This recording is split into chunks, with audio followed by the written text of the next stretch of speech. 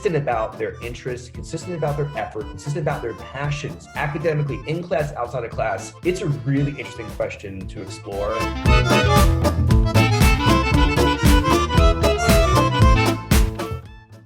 Part of the process too is obviously sort of knowing yourself well, points to consider. Here are some points to consider, right? We have a number of kind of questions that we often ask students to think about before they meet with an admissions person. And Michael, you see there's that student again looking in the mirror, and you've talked about this a number of times previously. Look at yourself in the mirror, really take stock of yourself, really reflect, really try to get some insights to who you are. And I won't sort of read through the questions that are sort of up on the slide right now. People can kind of come back to it when looking at the recording, but I'll simply say that, my favorite question on this is this one over here about a common denominator to my academics and activities is. And for anyone out there who may be struggling to figure out what they want to write their personal essay about, their personal statement about for college, asking that question sort of breaks people into some really interesting kind of spaces.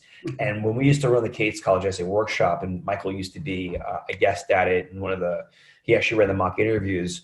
In preparing people for the mock interview with Michael, I found that question, if they started their essay, looking at what's consistent about their interests, consistent about their effort, consistent about their passions, academically, in class, outside of class, it's a really interesting question to explore, and it may give you really deep insight into who you are, what you want to be doing, and the such. So, Michael, I have some other things to kind of talk about. Let me expand on that. Do you want to jump in here? Yeah, let me expand on that. We did a session a couple of weeks ago, about a month ago, about the theme of your application in terms of how does the essay and how do the activities and how do the things that you do blend together in terms of who you are. Think about this interview as an extended piece of that application.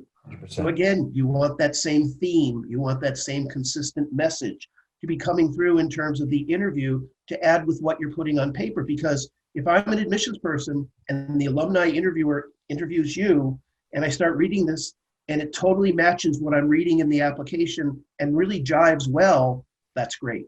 If the interviewer has a report that's so different from what I'm getting out of your application, that's going to really make, lead me to puzzle what's going on here in that situation. So it's a great question in terms of that. It's funny too, Chris, looking at this, these are all questions I used to always ask. If I did an interview, what's your favorite subject? What's your strong academic area?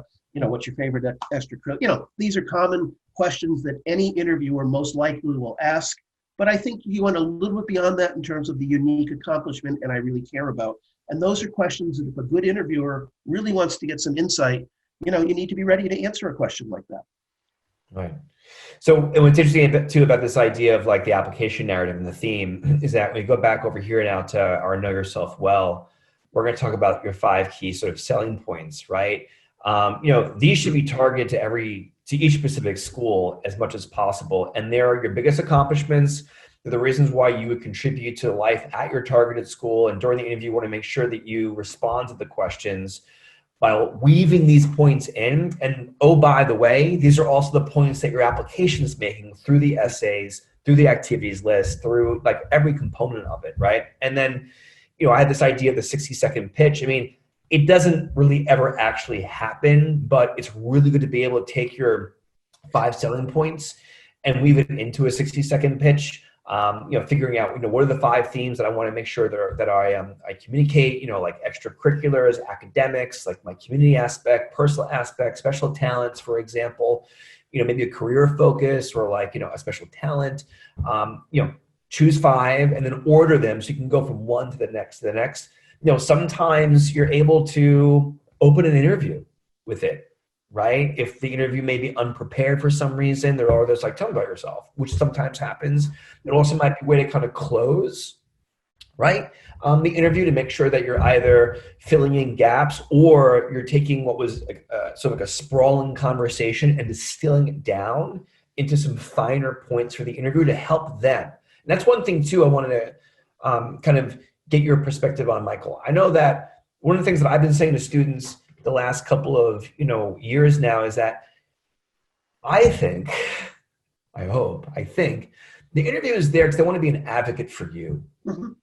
So it's about giving them the information that they need to help them understand how best to sell you to admissions, right? Yes, it's an evaluation, but it doesn't have to be like this interrogation. If you think of it as like, they're your friend, what do they need to know about you? It opens students up. They're able to kind of share themselves more, feeling more transparently and also more authentically. What do you think about that, Mike? No, I totally agree with that. I mean, I think the people that agree to be interviewers agree to do it because they really do want to support the student. They want to get a sense of why the student is a good match for the school.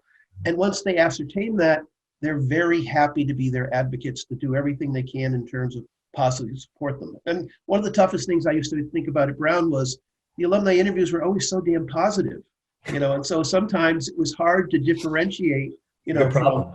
and when you had one that all of a sudden went the other way, you went, who the hell is this interview? Why is he so mean to this poor kid? But you got to be careful on that.